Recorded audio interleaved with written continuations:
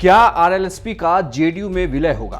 क्या नीतीश कुमार के साथ उपेंद्र कुशवाहा चले जाएंगे? क्या नीतीश कुमार को उपेंद्र कुशवाहा की जरूरत है या उपेंद्र कुशवाहा को नीतीश कुमार की जरूरत है? नमस्कार, मैं हूं इंद्र मोहन।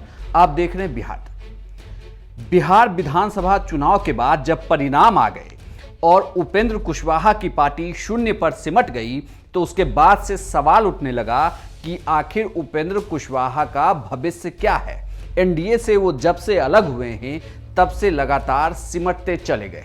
ऐसे में अब ये कहा जा रहा है, मीडिया गलियारों में यह चर्चा काफी तेज रही कि उपेंद्र कुशवाहा की पार्टी यानी कि आरएलएसपी का जेडीयू में विलय हो जाएगा।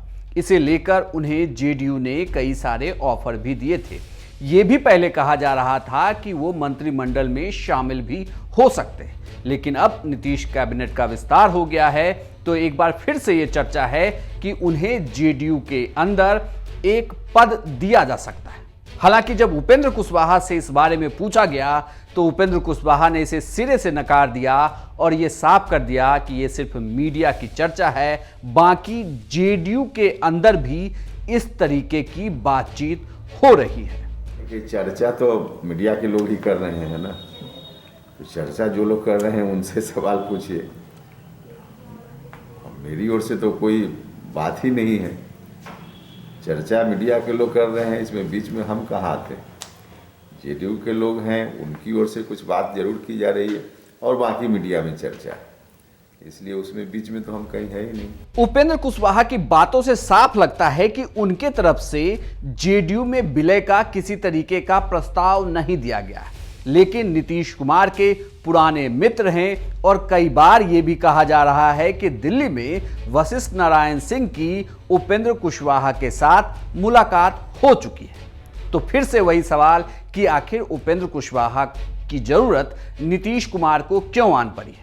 इसके लिए आपको बिहार की लवकुश सियासत को समझना होगा। दरअसल बिहार विधानसभा चुनाव में इस बार तीसरे नंबर की पार्टी बन गई है जेडीयू, और नीतीश कुमार चुनाव परिणाम के बाद लगातार ये कोशिश कर रहे हैं कि जेडीयू का कुनबा बढ़ाया जाए और जो पुराने मित्र हैं उन्हें फिर से जेडीयू के साथ लाया जाए, क्योंकि नीतीश कुमार ये भली भांति जानते हैं कि पार्टी अब सिमट रही है और जिस तरीके से बिहार में बीजेपी का उभार हो रहा है, ऐसे में भविष्य में पार्टी के लिए मुश्किलें आ सकती हैं।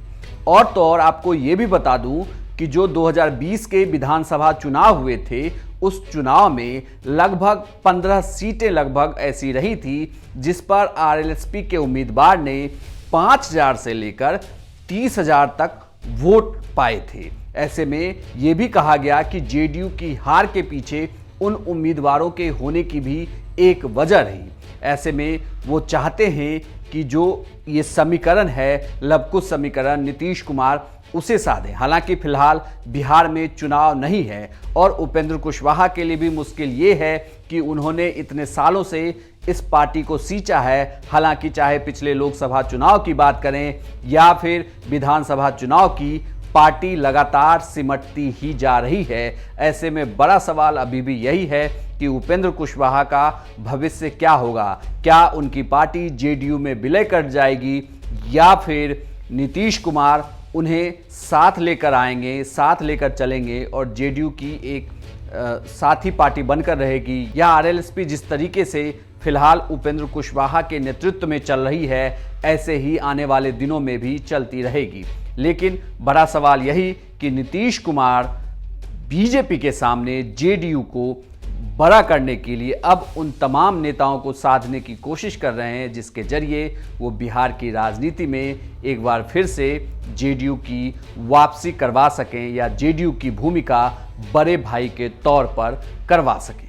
यह पूरी वीडियो आपको कैसे लगी हमें कमेंट बॉक्स में जरूर लिखिएगा। यूट्यूब पर देख रहे हैं तो पेज को सब्सक्राइब करें, फेसबुक पर देख रहे हैं तो लाइक और फॉलो करना ना भूलें और बिहार तक के ट्विटर हैंडल को तो फॉलो जरूर करें। धन्यवाद।